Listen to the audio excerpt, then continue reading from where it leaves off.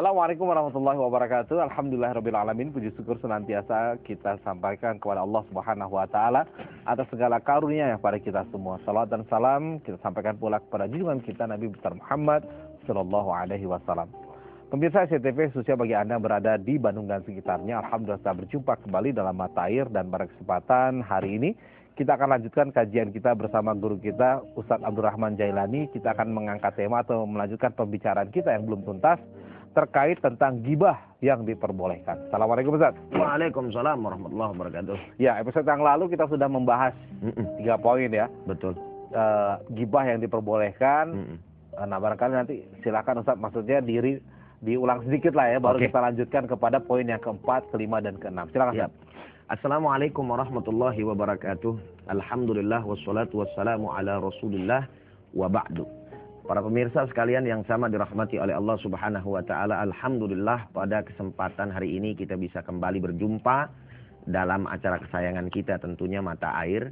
Kemarin kita sudah membahas dengan sahabat kita beserta dengan antum semuanya, yaitu persoalan ghibah, di mana saya sudah jelaskan bahwa ghibah tersebut adalah merupakan sebuah amal perbuatan yang sangat buruk sekali yang diperbuat oleh hamba-hamba Allah Subhanahu wa taala. Kenapa? Karena di sana manusia ketika berghibah itu hakikatnya adalah mereka membuka daripada aib-aib saudara mereka sendiri. Oleh karenanya ada salah satu ulama yang memperingatkan kepada kita tentang bahaya ghibah ini, untuk kemudian kita bisa menjauhkan dan jangan sibuk kepada aib-aib orang lain dan kekurangan orang lain, tapi sibuklah kepada diri mereka sendiri. Siapa beliau? Beliau adalah Asy-Syaikh Al-Qahtani, yaitu di dalam kitab Nuniyah namanya, halaman 39, beliau berkata apa? La tusghilanna bi'aibi ghairika ghafilan an aibi nafsika innahu aibani. Beliau menyatakan apa? Janganlah kamu tersibukkan dengan aib orang lain. Justru kamu lalai dengan aib yang ada pada dirimu. Ketika kita berbuat yang sedemikian rupa, pada hakikatnya kata beliau, sesungguhnya itu merupakan 2 keaiban. Maksudnya 2 aib apa? Udah ngebicarain orang lain, dirinya lupa dengan aib sendiri. Ini dua-duanya aib nih bagi diri dia. Sehingga yang tadinya dia punya aib hanya 1, akhirnya menjadi 2. Ditambah dengan apa? Orang juga akan membicarakan dia tuh. Si fulan ngapa? Bentar-bentar ngomongin orang melulu adanya. Nah itu kan aib buat dirinya. Sehingga menjauhi daripada yang namanya ghibah sebetulnya dan hakikatnya adalah menyelamatkan diri orang tersebut. Dan ingat saudara hadirin para pemirsa yang sama dimuliakan oleh Allah Subhanahu wa taala, bahwa saat kita berghibah di sana berkumpul hasud dan lain sebagainya. Sedangkan yang namanya hasud tidak lain dan tidak bukan merupakan perbuatan yang akan mampu untuk menghapuskan segala macam amal perbuatan kita, sebagaimana kayu bakar menghapus, membakar daripada kayu bakar tersebut dengan apinya. Na'udzubillah min zalik. Oleh karena itu, insya Allah kita akan kembali membahas sedikit gitu kan. Ini bukan host lagi, bukan. Ya, jangan sampai ketukar lagi begitu kan. Ya, yang lalu kita sudah membahas 3 kan. Iya, kita bahas 3. Apa aja yang boleh? Yang pertama kalau tidak salah itu adalah menyampaikan kezoliman orang, perilaku orang yang zolim. Mengadukan. Itu. Iya. Yang pertama itu ya. Iya. Nah, kemudian yang kedua itu adalah termasuk juga meminta fatwa. Betul. Itu yang ketiga kalau salah, minta fatwa ya. Nah, boleh lah yang kedua mau ketiga nggak apa-apa lah. Udah episode lalu kan, kalau lupa wajar. Meminta fatwa ya terhadap apa permasalahan yang ada terkait dengan kemaksiatan, kemungkaran, kezoliman gitu. Lalu kemudian juga meminta solusi. Sebetulnya 2 dan 3 ada sebuah kemiripan ya. Nah, sekarang kita masuk dalam poin yang keempat, di mana ghibah yang diperbolehkan. Nah, salah satunya adalah apa? Yaitu memperingatkan kaum muslimin,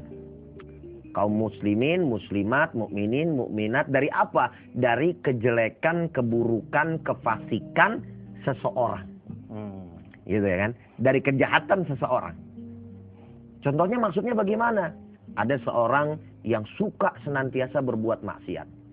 Ada orang fasik. Orang fasik itu apa sih Ustadz? Orang fasik itu orang yang dia itu secara agama beriman kepada Allah Subhanahu wa taala, tapi kerjaannya selalu saja bermaksiat kepada Allah Subhanahu wa taala.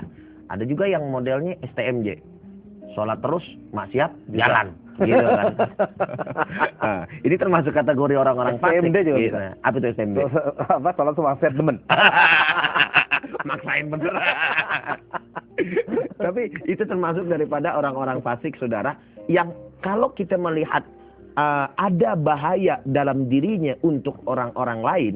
Misalkan si fulan orang fasik, orang yang suka bermaksiat, bergaul kepada orang yang kita kenal, yang kita cintai, yang kita tidak mau bahwa orang ini nantinya akan mendapatkan dampak ikut-ikutan oleh orang yang fasik tersebut. Maka diperbolehkan bagi kita untuk memperingati orang yang bergaul kepada orang fasik tadi. Supaya apa? Supaya dia tidak mengikuti jejak langkah orang-orang yang bermaksiat. Ini kalau saya lihat, ini kan lebih kepada publish ya, Ustaz ya, menyampaikan sesuatu.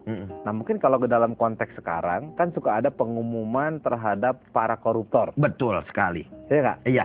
Itu kan nggak apa-apa ya, disampaikan begitu. Betul. Ini loh wajah-wajah para koruptor. Betul. Gitu. Betul sekali. Iya, dan bahkan, itu bahkan diumbar segala macam kejelekannya supaya ini menjadi sebuah apa? Sebuah pelajaran buat dirinya, malu, dan orang lain akan berpikir 17 kali untuk melakukan perbuatan yang sama sehingga dia malu gitu. Kenapa harus 17 gitu? Oh iya begitu kan. Biar menjadi sebuah penekanan. Kenapa nggak 1000 kali ya? Gedak saya koruptor soalnya. Jadi ini hal-hal yang tadi disampaikan memang itu termasuk daripada bagian itu. Yang menarik, Allah Subhanahu wa taala secara tidak langsung atau katakanlah ya, kalau bahasa kita mungkin sedikit kasar, mengajarkan gibah yang diperbolehkan itu sendiri. Oh, dari mana Ustadz? Kita mengenal daripada yang namanya, bukan mengenal di sini ya, sebab kita nggak pernah kenalan soalnya. Kita tahulah Abu Lahab. Itu tahu kan Abu Lahab? Tahu. Nggak pernah kenal Abu Lahab kan? Kita tahu ya, walaupun tidak mengenal siapa Abu Lahab tersebut gitu kan secara langsung. Dari mana kita tahu Abu Lahab tersebut? Perbuatan yang begitu nista, keji, dan lain seterusnya yang merugikan daripada umat Islam, khususnya kita punya Nabi Muhammad SAW dalam menghalangi dakwah Nabi gitu kan. Tidak lain dan tidak bukan adalah dari Al-Quranul Karim. Allah menyatakan tabbat yadah abi lahabiw wa tab. Bahkan di situ Allah Subhanahu wa taala hina. Celaka bagi kedua tangan Abu Lahab. Orang kita bilang masa sekarang Jakarta ini bukan di bahasa Sunda, diomelin. Tahu bahasa Sunda sama kali ya, diomelin juga gitu kan. Diomelin betul-betul. Sehingga dengan adanya konteks ayat yang diturunkan oleh Allah Subhanahu wa taala kepada Nabi Muhammad berkaitan dengan Abu Lahab, kenallah kita siapa Abu Lahab tersebut. Supaya apa tujuannya? Tidak lain dan tidak bukan, ini Abu Lahab tingkah lakunya begini. Selalu menghalangi dakwah Nabi. Percis sama temannya. Siapa? Saudaranya juga Abu Jahal. Sehingga maksudnya apa? Jangan engkau ikuti jejak dan langkah mereka. Kalau engkau mencegah daripada dakwah, walaupun kamu Islam, hakikatnya kamu adalah keturunan daripada Abu Jahal dan Abu Lahab. Kenapa? Karena kelakuannya sama. Diceritakan Abu Lahab, diceritakan Abu Jahal, supaya kita menghindari daripada perbuatan-perbuatan yang dia lakukan. Iya betul ya. Jadi memang ada beberapa pihak ya. Di samping itu ada yang Fir'aun, itu yang haus kekuasaan, korun, yang pelit. Betul. Saya tadi mau bahas, karena udah dibahas jadi nggak boleh bahas. Ini adalah satu penggambaran bahwa dalam tanda petik ya gibah yang disampaikan gitu. Tapi apakah memang kita layak juga menyampaikan istilah itu tetap gibah atau gimana saudara? Iya, artinya memang ini merupakan sebuah gibah. Contoh lah kayak kemarin kita mengatakan, walaupun memang rada sedikit berbeda. Kalau ini mungkin insya Allah seluruh daripada yang namanya umat gitu kan. Umat Islam tidak ada perbedaan dalam persoalan ini, dalam taraf keilmuan-keilmuan yang sudah ada di tengah-tengah para alim ulama dan ustadz atau orang yang menekuti dalam bidang agama. Seperti misalkan bid'ah lah. Benar, bid'ah juga. Apa yang kita lakukan sekarang ini bid'ah. Tapi bid'ahnya yang jadi persoalan apakah bid'ah hasanah atau bid'ah dolalah atau bid'atun sayyi'ah. Nah, Tapi ini bicara ghibah, ghibah juga. Cuma yang jadi persoalan adalah yang satu ghibah secara umum tidak diperbolehkan karena tujuan-tujuan bukan untuk sebuah kebenaran. Tapi manakala tujuannya untuk sebuah kebenaran, maka ghibah itu ada pembenarannya. Bahkan memang diajarkan di dalam syariat. Sebagaimana yang sekarang ini kita bahas gitu loh.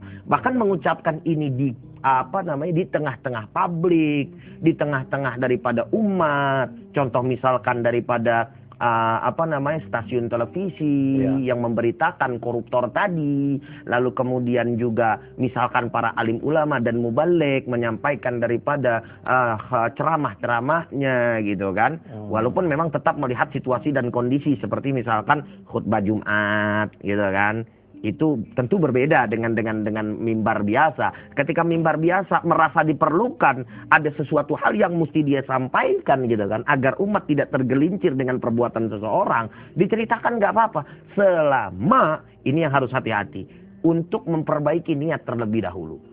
Bukan karena memang benci orangnya, tapi betul-betul atas dasar perbuatannya yang mencelakakan daripada orang lain itu. Jadi bukan hanya karena ingin menjatuhkan. Betul sekali. Apalagi sekarang kalau bicara masalah politik, seringkali kan dipelintir. Nah, ini yang jadi persoalan gitu kan. Ini yang jadi persoalan. Jadi di sana jadi jangan sampai kemudian ini menjadi sebuah pembenaran. Ternyata niatnya ada lain gitu kan. Menjatuhkan karena ada kepentingan, karena memang dia merupakan politisi kan begitu. Jadi hati-hati juga ya para ustadz ketika bicara, takut malah ustadznya dipolitisi. Betul sekali gitu kan. Nah baik, itu tadi kita yang keempat. Betul. Artinya ada semacam publisitas yang disampaikan ke khalayak luas terhadap tindakan-tindakan yang tidak bisa ditoleransi dalam konteks ajaran Islam, pemirsa. Seperti tadi ya kita bicara mengenai koruptor atau hal-hal lain, sehingga ini bisa menjadi contoh masyarakat ya agar tidak melakukan atau menjadi enggan nih, waduh nanti kalau saya melakukan nanti sama juga nih. Di publikasi seperti itu kan akhirnya menjadi malu dan sebagainya. Baik, sekarang apa lagi Ustaz? Iya, selanjutnya sebetulnya ini hampir sama ya, tapi wallahu alam mungkin ada bedanya di sini. Di sini dikatakan yang selanjutnya adalah menggibahi orang yang terang-terangan dalam berbuat kefasikan dan kebid'ahan. Nah, ini menjadi pembahasan lagi nih gitu kan, kata-kata kebid'ahan ini gitu. Kita kalau udah dengar kata kebid'ahan gimana gitu kayaknya ya. Tapi kalau misalnya agak beda sama yang tadi. Iya. Kalau yang tadi kan kayak kasus koruptor, dia nggak terang-terangan, sembunyi-sembunyi. Oh iya begitu ya. Jadi setelah ketahuan baru dipublikasikan. Iya. Intinya tapi pada persoalannya adalah ini menyangkut kepada pelaku kemaksiatan dan kemunkaran tadi. Iya, gitu. betul. Yang kita ceritakan. Bedanya memang yang satu terang-terangan, yang satu sembunyi. Bagus saya punya host pintar saudara. Jadi bisa beda. Saya sendiri lagi mikir gitu. Jadi kembali kepada persoalan adalah bahwa ketika seseorang berbuat terang-terangan kepada kemusyrikan, berbuat terang-terangan kepada perbuatan yang bid'ah gitu kan, lalu kemudian dalam perbuatan fasik apalagi dengan bangga gitu kan, ini kan yang menjadi persoalan. Kadang-kadang orang kan dalam berbuat maksiat begitu ya. Ada orang yang berbuat maksiat itu, para pemirsa sekalian, dia takut kelihatan orang lain. Dan memang pada prinsipnya gitu, secara manajemen dosa begitu kan. Orang yang berbuat dosa itu mestinya memang malu ketika dia melakukan daripada sebuah dosa. Itu prinsip daripada dosa loh gitu kan. Ini kita bicara manajemen dosa sedikit. Jadi dosa itu ketika dilakukan gitu loh, bagi pelakunya ketika dia nampak terlihat gitu oleh orang lain, dia mestinya malu. Mestinya malu gitu kan. Benar. Nah, kita nih sekarang lebih jahiliyah daripada orang jahiliyah sekalipun zaman dulu. Kadang-kadang kita bangga untuk kemudian memunculkan sikap maksiat kita yang merupakan sebuah dosa yang mestinya diumpetin gitu kan. Ini ada terang-terangan. Sehingga apa yang terjadi? Mohon maaf kalau kita berbicara tentang persoalan kemari sedikit. Ketika orang sudah berbuat terang-terangan dalam melakukan sebuah dosa, para pemirsa sekalian, maka hidayah yang akan dihantarkan oleh Allah Subhanahu wa taala kepada dirinya akan semakin sulit dan sulit. Tapi ketika seseorang melakukan sebuah kemaksiatan, dia sendirian, dia takut dilihat orang lain, dan bahkan dia nggak mau dilihat orang lain, masih ada sebuah kesempatan hidayah itu akan datang kepada dirinya Karena dia tidak menyepelekan kemaksiatan kepada Allah Subhanahu wa taala. Masya Allah. Wih, mantep bener. Luar biasa. Itu manajemen dosa itu. Nah, kan gini Ustaz, ada kejadian sekarang kita tahu ya. Misalkan kejadian-kejadian pembantaian, genocide.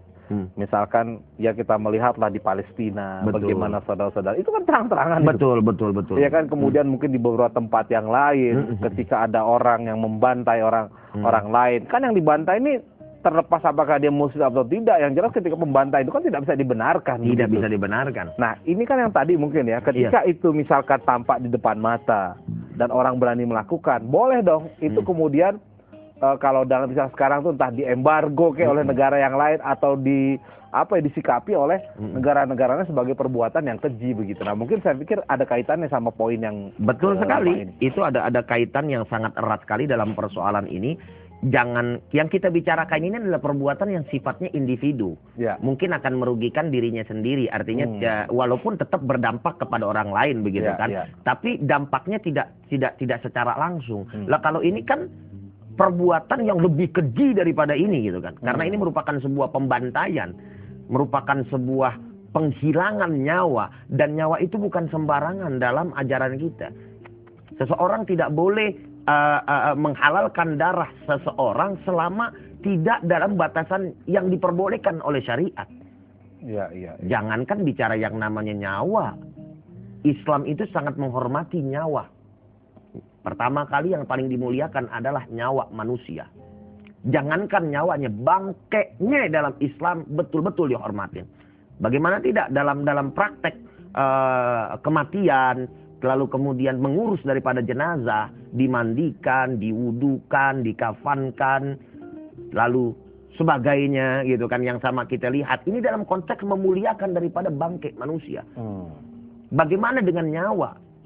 Tidak hanya sampai di situ, tapi yang namanya Islam juga menghormati, yaitu daripada makhluk yang lainnya. Binatang misalnya, nggak boleh kemudian kita menyakitinya.